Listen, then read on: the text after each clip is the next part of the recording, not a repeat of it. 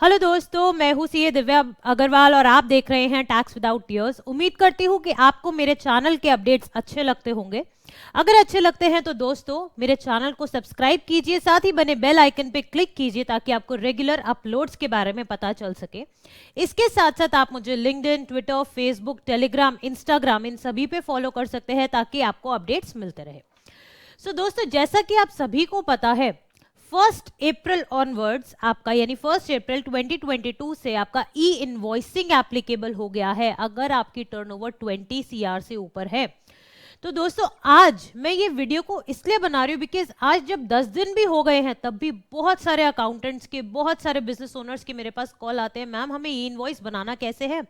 10 दिन हो गए आए हुए भी, बट स्टिल हमें ये कंसर्न है ई इनवॉइस बनाए कैसे। आज हमें डर लगता है कि हम इसको कैसे बनाए, कैसे ई इनवॉइस पोर्टल को यूज करना है, क्या क्या हमें डिटेल्स डालनी है, क्या हम अकाउंटिंग सॉफ्टवेयर से जो बिल जनरेट करते हैं क्या वो सफिशिएंट है या अलग से ही कुछ गवर्नमेंट पोर्टल पे करना है। आज भी क्वेरीज दोस्तों एग्जिस्ट कर रही है। तो आज की मेरे इस वीडियो का पर्पस ये है कि ई इनवॉइस आपको कैसे बनाना है, इसका कंप्लीट लाइव डेमो मैं आपको देने वाली हूं। साथ ही जो बहुत ही फ्रिक्वेंटली आस्क्ड क्वेश्चंस होते हैं, क्या हम उसको कैंसिल कर सकते हैं, कितने दिन में कर सकते हैं, हमारी ये पर्टिकुलर ट्रांजैक्शन है क्या इस पे भी इनवॉइसिंग करनी है या नहीं, तो सारे क्वेश्चंस मैं आपके एड्रेस करने वाली हूं। वीडियो एक नंबर बड़ा रहेगा, बट डोंट वरी फ्रेंड्स, आपके जितने कंसर्न्स हैं ना सारे आज इसी एक सिंगल वीडियो में आपके एड्रेस हो जाएंगे। तो वीडियो के एंड तक बने रहिएगा। साथ ही में दोस्तों एक और आपकी रिक्वेस्ट पे मैंने ऑलरेडी अपनी mobile application tax without tears launch कर दी है। एंड्रॉइड एंड iOS दोनों में ही है, अवेलेबल है, और आपको नीचे डिस्क्रिप्शन बॉक्स और कमेंट बॉक्स में इसका लिंक मिल जाएगा। यहाँ पे दोस्तों मैं अपने कोर्सेज अपलोड करती हूँ जिनके थ्रू जो मेरे पास रिक्वेस्ट आती थी कि मैम आप कोर्स लॉन्च कीजिए, हमें जीएसटी में समझना है, हमें प्रैक्टिकल समझना है, या हमें कैसे कंप्लीट और डिटेल समझनी है, तो वो सारी चीजें आपको मेरे एप्लीकेशन पे मिल जाएंगी। सो दोस्तों अपने आज के टॉपिक पे आते हैं ई इनवॉइसिंग पे। ई इनवॉइस के रिस्पेक्ट में दोस्तों सबसे पहले मैंने आपके पास ना ये एक बेसिकली जो ई इनवॉइस की वेबसाइट है einvoice.1.gst.gov.in, ठीक है, हमने इसको खोला। सिंपल सी बात है, ऐसे हमारे पास मल्टीपल पोर्टल्स है। रीजन बीइंग अब बहुत सारे टैक्स पेयर्स को इनवॉइस बनाना है, तो ताकि लोड ना रहे पर्टिकुलर वेबसाइट पे, गवर्नमेंट ने आपको ईज करने के लिए, आपके बिजनेस के लिए जो प्रॉब्लम्स आती हैं उसको ईज आउट करने के लिए मल्टीपल पोर्टल्स बना दी ताकि आप इजिली इनवॉइस जनरेट कर सको। तो अब अगर आपका टर्नओवर 20 करोड़ से एक्सीड हुआ है, कब? पिछले जब से जीएसटी आया यानी 2017, जुलाई 2017 से लेके अभी तक अगर आपका कभी भी टर्नओवर 20 करोड़ से एक्सीड हुआ है तो अब आपको 1 अप्रैल 2022 से ई इनवॉइस करना ही पड़ेगा। यानी अब आपको ये नहीं देखना कि जस्ट मेरा फाइनेंशियल ईयर 21-22 में अगर एक्सीड हुआ है तो ही मुझे बनाना नहीं। डे 1 से जब से जीएसटी है तब से लेके अभी तक अगर आपका टर्नओवर 20 करोड़ को एक्सीड हुआ है तो आपको इनवॉइसिंग की आप पे रिक्वायरमेंट आ जाएगी। पहली कंसर्न। दूसरी कंसर्न, मैम हमें लॉगिन कैसे करना है। तो सबसे पहली चीज, अगर आप ऑलरेडी रजिस्टर्ड हो तो आप सिंपल जाके लॉगिन पे क्लिक कीजिए, आपके पास यूजर नेम पासवर्ड आ जाएगा, आपको डालना है और आप डैशबोर्ड पे लॉगिन कर जाएंगे। सेकंड कंसर्न, अरे अभी तो हमने लॉगिन नहीं क्रिएट कर रखा, बट हाँ हमारा जीएसटी आईडी है, अपना जीएसटी नंबर है हमारे पास, साथ में हम ई वे बिल पोर्टल पे भी रजिस्टर्ड हैं। अगर आप ई वे बिल पोर्टल पे रजिस्टर्ड हो तो बाय डिफॉल्ट ई इनवॉइसिंग पे भी आप आ जाओगे, कोई दिक्कत आपको नहीं आएगी। बट इन केस अगर ऐसा नहीं है तो आपको स्पेसिफिकली रजिस्ट्रेशन पे जाके, जैसे अगर हम पोर्टल लॉगिन पे जाएंगे तो यहाँ पे आपको रजिस्टर करना पड़ेगा। अपना जीएसटीआईएन आप डालेंगे। जीएसटीआईएन डालने के बाद दोस्तों क्या होगा, आप जैसे ही डालेंगे जीएसटी नंबर, कैप्चा कोड आप डालेंगे, आपको इस तरह का एक स्क्रीन आपको दिख जाएगा जहां पे आपकी डिटेल्स ऑटो फेच हो जाएंगे। आपका नेम क्या है, ट्रेड नेम क्या है, एड्रेस क्या है, etcetera, phone number, mail ID, ये सब। आपके पास ओटीपी आएगा, कंफर्मेशन हो जाएगा, ठीक है। अकॉर्डिंगली कंफर्मेशन होने के बाद आपका ई इनवॉइस रजिस्ट्रेशन फॉर्म खुल जाएगा। बेसिकली आप उस पर रजिस्टर हो जाएंगे। एक तरीका इसी में क्या आता है कि आपको ना, अगर हाँ इसमें हमारे पास बेसिकली ये चीज आता है कि अगर हम जैसे जीएसटी पोर्टल में हमारे पास forgot password, forgot user name का ऑप्शन आता था, तो सेम वेज इसमें भी है। सेकेंडली आपके पास जो एक और ऑप्शन आएगा कि आपको एक बारी बस चेक करना है कि शायद मैंने बना दिया था, मेरे अकाउंटेंट ने बना दिया था, बट मैं क्या एक्चुअली एलिजिबल हूँ, मेरा इसमें ऑलरेडी एनेबल हो रखा है इनवॉइसिंग या नहीं। तो उस चीज को चेक करने के लिए क्या था, आपको ई इनवॉइस एनेबलमेंट पे जाना है, अपना जीएसटी नंबर डालना है, वो अगेन डिटेल्स फेच कर लेगा और वो पूछ लेगा कि अगर आपका इतने से ज्यादा टर्नओवर है देन ओके, आपका वो एनेबल अगर हो रखा होगा तो आपको पता चल जाएगा। नेक्स्ट कमिंग ओवर टू दोस्तों, थोड़े से फीचर मैं वेबसाइट के बताऊंगी, फिर मैं आपको प्रैक्टिकली कैसा हमारा डैशबोर्ड दिखता है, कैसे हमें इनवॉइस जनरेट करना है, वो हम लोग देखेंगे, ठीक है। तो सर्च सेगमेंट में आप जाओगे तो पहली चीज आपको पता है, अगर आपका सप्लायर ई इनवॉइसिंग के लिए रजिस्टर्ड है, यानी उस पर एप्लीकेबल है, और वो अगर ई इनवॉइस नहीं जनरेट कर रहा है, तो वो आपके लिए बिल ही, यानी इनवॉइस जो है वो ही इनवैलिड माना जाएगा। दैट मीन्स आप वो इनपुट क्लेम नहीं कर पाओगे, वो ट्रांजैक्शन ही रॉन्ग हो जाएगी, वॉइड ab initio हो जाएगी। तो इसीलिए आपको कैसे पता चलेगा, यहां पे देखिए सर्च में आप जब जाएंगे ना, GSTINs जनरेटिंग IRN, यहां पे एक पूरी एक्सेल शीट है, इसको आप जब डाउनलोड करेंगे तो आपको पता चल जाएगा ये पर्टिकुलर GST नंबर वाले जो व्यक्ति है जिनका ट्रेड नेम ये है, उन सभी को ई इनवॉइसिंग करनी है। और अगर उन्होंने नहीं कर रखी है और आपका वेंडर उन्हीं में से है, तो आपको उससे बोलना पड़ेगा कि भाई आप ई इनवॉइसिंग के लिए एलिजिबल हो और आपको ई इनवॉइस जनरेट करके मुझे देना पड़ेगा, अदरवाइज क्या होगा, वो ट्रांजैक्शन नलिफाई हो जाएगी और आपको ITC नहीं मिलेगा। पहली चीज, ठीक है, बहुत इंपॉर्टेंट चीज, क्योंकि गवर्नमेंट और डिपार्टमेंट दोनों ही बहुत स्ट्रिक्ट हैं, आपको सप्लायर बहुत ही वाइजली सेलेक्ट करना है। सेकेंडली, सर्च ऑप्शन में ही आपका क्या स्टेटस है, टैक्स पेयर का ई इनवॉइस स्टेटस क्या, आप इंडिविजुअली भी आप चेक कर सकते हो, ठीक है। अब आपके पास सुविधा providers, pin to pin distance, जैसे हमें ई इनवॉइसिंग के ई वे बिल के केस में भी आपको डिस्टेंस देखना होता है, ये सब चीजें आप देख सकते हो। अब हमारे पास कंसर्न आता है कि हमें ई इनवॉइस बनाना कैसे है, ठीक है। तो दोस्तों हमें हेल्प सेगमेंट में ना यहाँ पे टूल्स का ऑप्शन आता है, बल्क जनरेशन टूल्स का। जैसे ही आप ये खोलेंगे ना, देखिए एक तो ये GEPP वर्जन है, ये क्या है, a simple user friendly form based on Excel tool to enter invoices one by one and generate the IRN।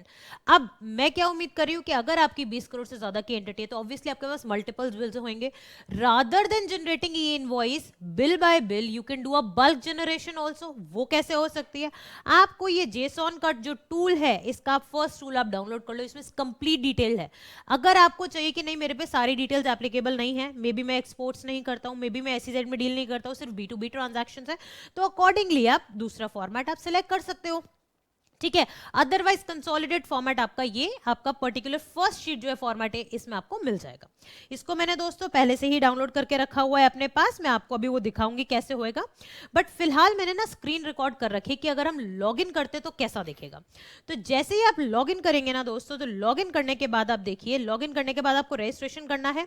Registration करने के बाद जब आपने अब आप लॉगिन करेंगे ना, बेसिकली फाइनली जाके अब आप लॉगिन कर रहे, देखिए यूजर नेम डाला आपने, पासवर्ड डाला आपने, कैप्चा कोड डाला।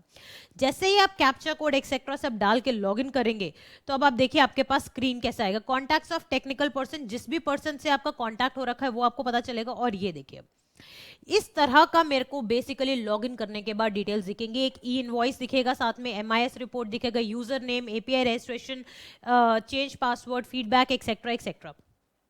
यूजर मैनेजमेंट क्या है, जैसे हमारे पास टैली होता है या बहुत सारे और सॉफ्टवेयर्स होते हैं, टैली, बिजी एक्सेट्रा, उसमें हम ना ऑथराइज कर देते हैं इस यूजर के पास ये पावर है, वो इतना काम कर सकता है। तो सेम वेज आप ये इनवॉइसिंग में भी अगर आपकी बहुत बड़ी एंटिटी है तो आप इजीली आप यूजर्स क्रिएट कर सकते हो और यूजर्स अकॉर्डिंगली इनवॉइस जनरेट कर लेंगे। अब second concern is E invoice generate कैसे करना है, और MIS रिपोर्ट्स यानी अगर आपका कितना टाइम में कितना वो हुआ है, ई इनवॉइस जनरेट हुए, आपको चेक करना है इस पर्टिकुलर मंथ में मैंने कितना जनरेट किया है या इस पर्टिकुलर डेट पे मैंने कितने जनरेट किए, तो अकॉर्डिंगली आप वो कर सकते हो। जब आप डैशबोर्ड देखोगे तो वो जनरेशंस और कैंसिलेशंस दोनों बताएगा कि कितने आपने जनरेट कर लिए और कितने आपने कैंसिल किए ये बिल। तो यानी जो एक हमारे माइंड में कंसर्न है, क्या हम कैंसिल कर सकते हैं ये बिल, बिल्कुल आप कैंसिल कर सकते हो, कितने ड्यूरेशन में, कैसे, कब, वो सारी चीजें मैं आपको बताने वाली हूं। बट उससे पहले अब अगर हम आगे मूव ऑन करते हैं ई इनवॉइस जनरेशन के टाइम पे, तो अब दोस्तों मैं आपको वो आगे बताती हूँ कि ई इनवॉइस जनरेट करते वक्त हम लोग को क्या क्या चीजें देखनी है। देखिए ई इनवॉइस जनरेट करते वक्त जो हमारे पास टूल है, हमने इस टूल को डाउनलोड कर लिया है, जो मैंने आपको बताया यहाँ पे हमारे पास टूल डाउनलोड हो जाता है, जो मैंने आपको यहाँ से वेबसाइट से ये वाला मैंने फॉर्मेट ए डाउनलोड किया है सीधा, ठीक है। फॉर्मेट ए डाउनलोड करने के बाद ये आपको वेलकम करता है, आपको फीचर्स बता देता है कि कैसे कैसे ये काम करता है। Then comes your profile. अगर आपने कोई भी ऑफलाइन यूटिलिटी डाउनलोड की है GST पोर्टल पे से, तो आपको इजीली पता चलेगा, आपको GST नंबर डालना है, डिटेल्स अपनी फिल इन करनी है, तो अकॉर्डिंगली फिर आपकी शीट फिल होती चली जाती है। तो वही सेम चीज है, यहाँ पे आपको अपने डिटेल्स फिल करने हैं। डिटेल्स फिल करने के बाद यहाँ पे ना ये मल्टीपल चीजें दे रहा है। अगर आप देखोगे नीचे ना ई इनवॉइस की शीट है, मैं इसको थोड़ा सा जूम इन कर देती हूँ, ठीक है, बड़ी कलरफुल सी शीट है ये। ई इनवॉइस के पोर्टल पे अगर आप इसकी शीट पे जाएंगे, थर्ड शीट पे, तो देखिए it is a very very big sheet. तो इतनी बड़ी शीट ना हो, अब सपोज कीजिए मेरे पास कोई और एज सच एक्सपोर्ट की डिटेल्स नहीं है, या सपोज करिए रिवर्स चार्ज की डिटेल नहीं है। अब यहाँ पे तो रिवर्स चार्ज का कॉलम भी दे रखा है। अब मैं प्रोफाइल में जाके मैंने इसको बोल दिया कि नो, मेरे पास कोई रिवर्स चार्ज की कोई डिटेल्स नहीं होगी, तो यहाँ पे आप देखेंगे ना वो कॉलम ही गायब हो जाएगा। दैट मीन्स अगर आपको आपकी कोई डिटेल्स आपको पता ही एग्जिस्ट ही नहीं करती है या आपके एप्लीकेबल ही नहीं है, तो यहाँ पे आप उसको नो कर सकते हो। नो करते ही जो अननेसेसरी कॉलम्स होंगे वो यहाँ से एलिमिनेट हो जाएंगे। अब आपको क्या करना है, अपना सप्लाई टाइप देखना है, आपका SEZ है, B2B एक्सपोर्ट है, डीम्ड एक्सपोर्ट एक्सेट्रा। आप GST नंबर डालोगे, आप IGST है या डॉक्यूमेंट टाइप क्या है, invoice, tax invoice, debit note, credit note etcetera करके आप सारी डिटेल्स आप फिल इन करोगे। आपके बायर की डिटेल्स आप सारी फिल इन करो, डिस्पैच डिटेल्स आपके पास आ जाएंगी, शिपिंग डिटेल्स आ जाएंगी आपके पास। देन आपकी कंप्लीट HSN कोड, सर्विस है क्या है, bar code, quantity etcetera, complete आपने प्रोडक्ट की डिटेल्स डाल दी है आपने ग्रीन कॉलम में। फिर अगर आपका कोई बैच एग्जिस्ट करता है तो वो हो गए वैल्यू डिटेल्स एक्सेट्रा, ये आप सारी चीजें डालोगे इसके अंदर। डालने के बाद दोस्तों अगर आपने ये ऑब्जर्व किया होगा ना, एक चीज देखिएगा, यहाँ पे ना कुछ कॉलम्स जो है वो ऐसे हैं जिन पे स्टार मार्क हो रखा है। इसको मैं थोड़ा सा और जूम इन करती हूँ। देखिए ये स्टार मार्क है, that means these are compulsory columns, ये आपको डालने ही पड़ेंगे। ठीक है, लेकिन कुछ जगह जैसे ये डिस्पैच डिटेल्स है या शिपिंग डिटेल्स है, इनमें आपका स्टार मार्क नहीं है, that means these are optional fields. अगर आपके पास डिटेल्स है you fill in these, if you don't have don't worry, आपको नहीं भरने की जरूरत है, सिर्फ आपको रेड मार्क्स आपको फिल इन करने हैं। और once you fill in all the details, तो आपको क्या करना है, डिटेल्स फिल इन करने के बाद आप जैसे नॉर्मली शीट को हम लोग वैलिडेट करते हैं वही सेम काम हमें यहाँ देखिए ऊपर देखिए वैलिडेट का ऑप्शन आ जाएगा, वैलिडेट करेंगे। फिर वैलिडेट करने के बाद दोस्तों यहाँ सबसे लास्ट कॉलम जो है ना वो आता है एरर लिस्ट। अगर कोई एरर होगी जो डिटेल्स आपने डाली है तो वो मेंशन हो जाएगा, अकॉर्डिंगली आप उसको रेक्टिफाई कीजिए। अगर आपने रिफंड का भी फाइल किया होगा तो सेम वेज उसमें भी इस तरह से आती है शीट। वैलिडेट करने के बाद अगर कोई एरर नहीं है तो आप क्या कर सकते हो, आप सिंपली जेसन बना सकते हो। जेसन बनाने के बाद जो हमारा पोर्टल है, पोर्टल के अंदर जो जनरेट न्यू का ऑप्शन देता है, मैं आपको यहाँ पे वापस लेके जाती हूँ। ये ई इनवॉइस का टैब जब आप डाउनलोड इसको खोलोगे, एक्सपैंड करोगे तो उसमें आता है आपको जनरेट करना है इनवॉइस या बल्क अपलोड करना। तो बल्क अपलोड में ये सारी डिटेल्स आप फिल करके ये एक्सेल शीट में इसका जेसन बनाओ और जेसन को उसको अपलोड कर दोगे तो बाय डिफॉल्ट सभी ट्रांजैक्शन का एक साथ आपका ई इनवॉइस बन जाएगा। ठीक है, नाउ कमिंग फॉरवर्ड, अब कुछ लोग को ये कंसर्न होगा कि मैम हम अलग से एक्सेल शीट ही क्यों भरे, क्या हमारे पास जो अकाउंटिंग सॉफ्टवेयर है उसके थ्रू डायरेक्टली काम नहीं हो सकता? बिल्कुल हो सकता है। वो कैसे होगा, अब यहां पे ना आपको ये एपीआई रजिस्ट्रेशन का एक पॉइंट दिखेगा। एपीआई रजिस्ट्रेशन क्या है कि आप अपने अकाउंटिंग सॉफ्टवेयर को इसके साथ लिंक कर दो, चाहे वो टैली है, बिजी है, सैप है, कि आपकी पर्टिकुलर ऑर्गेनाइजेशन का कुछ है जिसने जीएसपी का स्टेटस ले रखा है, तो अकॉर्डिंगली आप उसके अंदर आप एपीआई को एडजस्ट करा सकते हो। ठीक है, अब कैसे होगा वो आपको स्क्रीन पे आपको विजिबल हो जाएगा, अभी देखिएगा। जैसे हम लोग एपीआई यूजर पे जाएंगे तो देखिए दोस्तों, यहाँ पे हमने क्रिएट एपीआई यूजर कर दिया। क्रिएट एपीआई यूजर करने के बाद क्या होगा, ओटीपी जाएगा आपके पास, ठीक है, जो आपका रजिस्टर्ड मोबाइल नंबर होगा, जस्ट लाइक जो नॉर्मल जीएसटी के वर्किंग होती है, ओटीपी वगैरह आपके पास जाएंगे।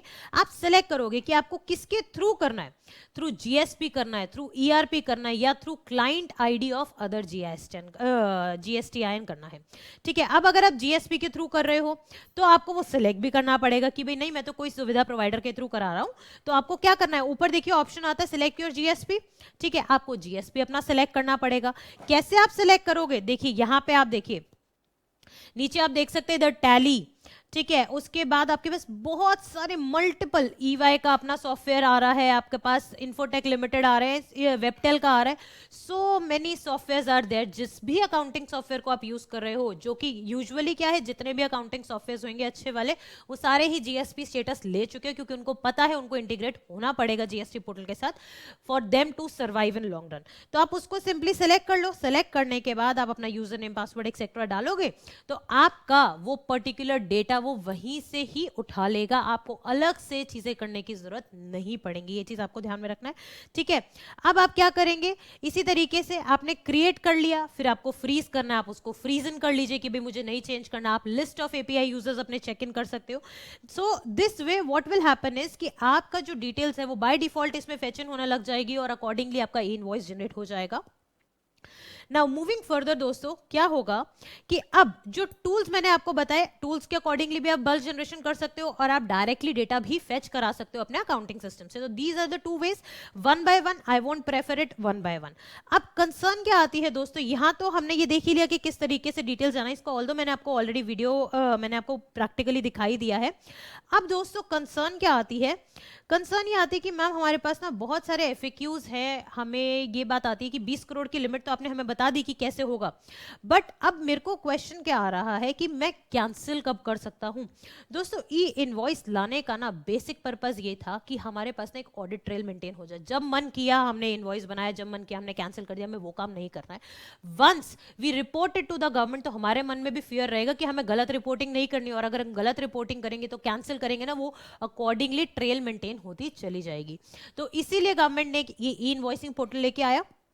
अब क्या आप, अगर आपने ऑलरेडी की इनवॉइस बना दिया, उसको आप मॉडिफाई कर सकते हो, amendments are not possible at all. That means आप अमेंड तो नहीं कर पाओगे कुछ भी, ठीक है। आप यहां देखिए, आप अमेंड नहीं कर पाओगे बिल्कुल भी, लेकिन आप कैंसिल जरूर कर पाओगे। Yes, the cancellation request can be triggered, that too within 24 hours from the time reporting of the invoice to the IRP, यानी 24 घंटे के अंदर अंदर आप उसको कैंसिल कर सकते हो। लेकिन यहाँ पे ध्यान रखने वाली बात क्या है, अगर आपने ई वे बिल जनरेट किया है, उसकी वैलिडिटी 24 घंटे से कम है या अकॉर्डिंगली है, तो आपको वो चीज भी देखने की, ई वे बिल भी वैलिड होना चाहिए, आपका माल भी डिलीवर नहीं होना चाहिए, और अकॉर्डिंगली आप इनवॉइस को कैंसिल कर सकते हो। तो ये चीजों को थोड़ा सा आप ध्यान में रखिएगा, ठीक है। Yani, however, if the connected e-way bill is active or verified by the officer during transit, cancellation of IRN will not be permitted. That means कहीं ना कहीं ये ई इनवॉइस और ई-वे बिल आपका कनेक्टेड है, तो आपको ई-वे बिल भी अकॉर्डिंगली देखना है वो वैलिड है नहीं है, कैसा नहीं है, ठीक है। अब क्या, can an invoice number of a cancelled IRN be used again, क्या हम दोबारा से उस इनवॉइस नंबर को यूज कर सकते हैं? नहीं। क्यों? क्योंकि एक बारी मैंने एक इनवॉइस नंबर पे कई आईआरएन जनरेट किया और उसको कैंसिल कर दिया, तो मैं वो इनवॉइस नंबर तो दोबारा नहीं ले सकती, क्योंकि ऑर्डर ट्रेल मेंटेन होती चली गई है मेरी, ठीक है। कैन आई पार्शियली कैंसिल, कि भाई मेरे को लग रहा है मैंने 10 आइटम उस पर्टिकुलर इनवॉइस में डाल दी, जबकि एक्चुअल में मुझे सिर्फ 6 डालनी थी, तो वो 4 मुझे कैंसिल आउट करनी है, तो वो भी मैं नहीं कर पाऊंगी। क्यों? क्योंकि it is just like amendment, तो अमेंडमेंट तो हम कर ही नहीं सकते हैं, ठीक है। अब उसके बाद, ठीक है, अब यहां पे देखिए एक और जो कंसर्न आ जाता है, 24 आवर्स भी अगर एक्सपायर हो गए तो क्या मैं कैंसिल कर सकती हूं? मैं वो चीज नहीं कर सकती हूँ, लेकिन मैं जीएसटीआर 1 जब फाइल इन करूंगी, उसमें जो ऑटो पॉपुलेट हो जाएंगे मेरी इनवॉइस, ई इनवॉइसिंग की डिटेल्स, वहां पे मैं उसको मॉडिफाई कर सकती हूँ। बट ध्यान दीजिएगा दोस्तों, अगर आपने वहां पे मॉडिफाई किया तो वो इजिली मार्क इन हो जाएगा कि ये आपका डायरेक्टली इनवॉइस से नहीं आया, आपने उसको मॉडिफाई किया, and accordingly it will reflect कि yes there is a change in a particular invoice, जो आपके ई इनवॉइस पे था, बट आपने जीएसटी के पोर्टल पे उसको चेंज कर लिया है। अब दोस्तों कुछ लोगों को ये कंसर्न आते हैं कि भाई कुछ ट्रांजैक्शंस पे क्या इनवॉइस लगेगा या नहीं लगेगा। अब मेरी ट्रांजैक्शन जो है वो निल रेटेड है या होली एग्जेम्प्ट है, क्या ऐसी सिचुएशन में उस ट्रांजैक्शन पे मुझे ई इनवॉइस बनाना है? नो। इन दोस केसेस क्या होगा, बिल ऑफ सप्लाई आप इशू करोगे, टैक्स इनवॉइस तो आप इशू नहीं करने वाले, और अब bill of supply is issue, tax invoice नहीं है, तो इनवॉइस बनाने की आपको जरूरत नहीं रहेगी, ठीक है। फिर उसके बाद दोस्तों एक आता है हमारे पास रिवर्स चार्ज के रिस्पेक्ट में, कि क्या हमें रिवर्स चार्ज के केस में भी वो बनाना है कि नहीं बनाना है। तो यहां पे ना आपके पास जो मैं आपको बेसिकली दिखाऊं, देखिए whether e invoicing applicable for the supplies involving reverse charge और नॉट।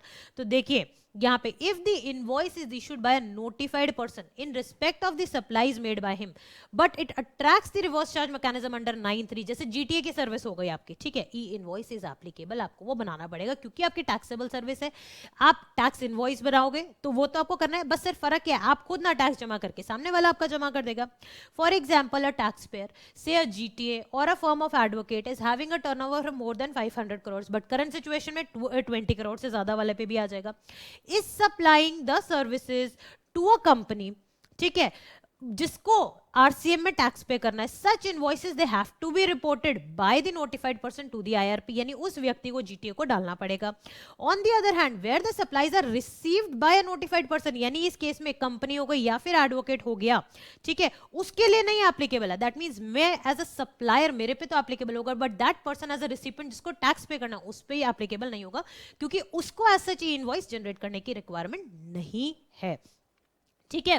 अब उसके बाद ऐसे मल्टीपल जो और क्वेश्चंस हैं दोस्तों, यहाँ पे ना ये यूजर गाइड है हमारे पास, बहुत इजी यूजर गाइड है। जैसे आप होम पे जाएंगे ना, यहाँ पे ई इनवॉइस के अंदर यहाँ पे आपका हेल्प सेगमेंट में user manual, basically FAQ segment में लीगल प्रोसीजर में आपको जितने आपके और डाउट्स है, ये कॉमन क्वेश्चंस थे जो मैंने आपको आंसर किए, इस तरह के और भी आपके माइंड में क्वेश्चन आ सकते हैं, तो आप यहाँ पे जाके उसको चेक कर सकते हैं, आपके क्वेरीज रिजॉल्व होंगे फॉर श्योर, और आप अकॉर्डिंगली ई इनवॉइस जनरेट कर पाएंगे। उम्मीद करती हूँ दोस्तों अब आपको समझ आएगा ई इनवॉइस आप जनरेट कैसे कर सकते हो। 1 बाय 1 करना है, जीईपीपी वाला आपके पास टूल है, आपको एक साथ शीट में अपलोड करके करना है, आप वैसे कर सकते हो, और वैसे नहीं करके आपका जो अकाउंटिंग सॉफ्टवेयर है उसके थ्रू डायरेक्ट बल्क अपलोड करना है तो आप वैसे कर सकते हो। सेम वेज बल्क कैंसिलेशन भी हो सकती है, ये बात भी आपको ध्यान रखनी है, ठीक है। आपने मे बी गलती से गलत फाइल लोड कर दिए तो अकॉर्डिंगली आपको कैंसिल करना है, बट ध्यान रखिएगा जो आपने इनवॉइस नंबर का ई इनवॉइस जनरेट कर लिया वो इनवॉइस नंबर अब आप दोबारा नहीं यूज कर पाएंगे।